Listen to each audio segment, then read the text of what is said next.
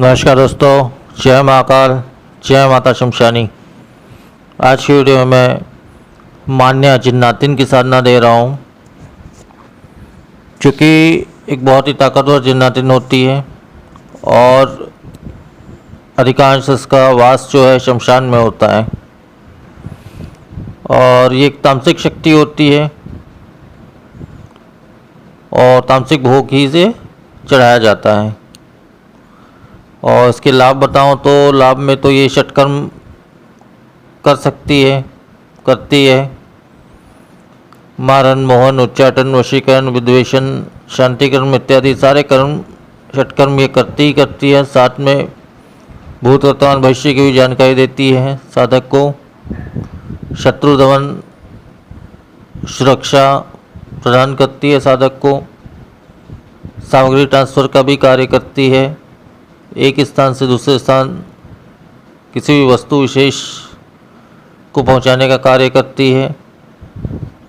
तो इस प्रकार से बहुत से फायदा है, जिसकी वजह से इस साधना को किया जाता है। ये साधना मुख्य तौर से 8 दिनों की होती है। घर पे भी किसी भी एकांत स्थान या एकांत कमरे में इस साधना को किया जा सकता है। अब इस साधना का विशेष विधान बता दे रहा हूँ, जिस विधान से इस साधना को किया जाता है। इस साधना को किसी भी कृष्ण पक्ष के अष्टमी के दिन से शुरू किया जा सकता है। ये साधना में जो है आप दक्षिण की दिशा में लकड़ी की चौकी बिछा लें, उसके ऊपर लाल रंग का वस्त्र बिछा लें और एक बिना छिला हुआ नारियल ले लें।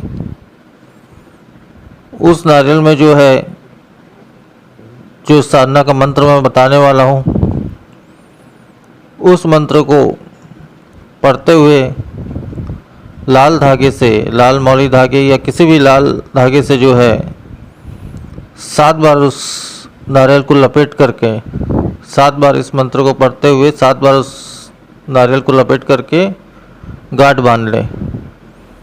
गांठ बांधने के पश्चात जो है इस नारियल को आप जो है आधा से 1 मीटर नया काला कपड़ा ले लें, उसमें लपेट करके बांध कर स्थापित कर लें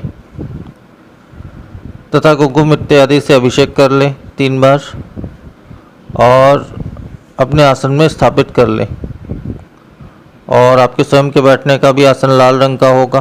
दिशा इसमें आपकी दक्षिण होगी और इसमें उक्त मंत्र का आपको रक्त चंदन के माला से 7 माला पाठ करना है। ये साधना रात्रि 12 बजे से शुरू होगी। रात्रि 12 से 4 के बीच में ये साधना होगी और उक्त मंत्र का आपको रक्त चंदन की माला से 7 माला पाठ करना है। तो इस प्रकार से ये साधना करनी है। इसमें सुरक्षा बंधन, शरीर बंधन तथा सुरक्षा घेरा अनिवार्य है। बिना इसके तो इस साधना को बिल्कुल भी मत करें। इसमें आपको एक मिट्टी का दीपक प्रज्वलित करना है, अपनी तरफ मुख करके। घी का दीपक, घी के द्वारा आपको एक दीपक प्रज्वलित करना है, आड़ी बाती वाला, अपनी तरफ मुख करके। और सुगंधित इत्र का, चमेली के इत्र का आप छिड़काव कर ले पूरे आसन में, कमरे में, स्वयं पर भी। और स्वयं भी अगर लाल रंग का वस्त्र पहनकर इस साधना को करे तो और भी अच्छा रहेगा। तो इस प्रकार से आपको ये साधना करनी है। लाल पुष्प आप साधना में, आसन में चढ़ा सकते हैं। भोग में देखिए तामसिक शक्ति है एक तरह से, इसको मांस मदिरा का ही भोग चढ़ेगा। अगर भोग आप चढ़ाना चाहते हैं तो मांस मदिरा का ही भोग चढ़ेगा। आप किसी भी मिट्टी के प्याले में मांस या मदिरा का भोग आप चढ़ा सकते हैं शक्ति को साधना के दौरान। और साधना जब आपकी संपन्न हो जाए तो उसके पश्चात जो है आपको इस शक्ति से वचन ले लेना है कि 3 वचन, जैसे मैंने कहा है कि जब भी मैं बुलाऊं तुम्हें आना होगा। मैं जो भी कार्य तुम्हें दूं, अच्छा या बुरा या जिस भी प्रकार का कार्य दूं, वो तुम्हें करना होगा। और तुम किसी भी वजह से मेरे या मेरे परिवार का नुकसान नहीं करोगे जीवन में कभी भी।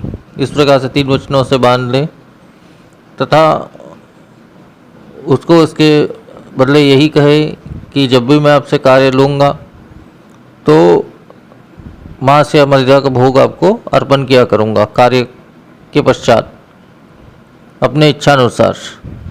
बस इतना ही कह दें।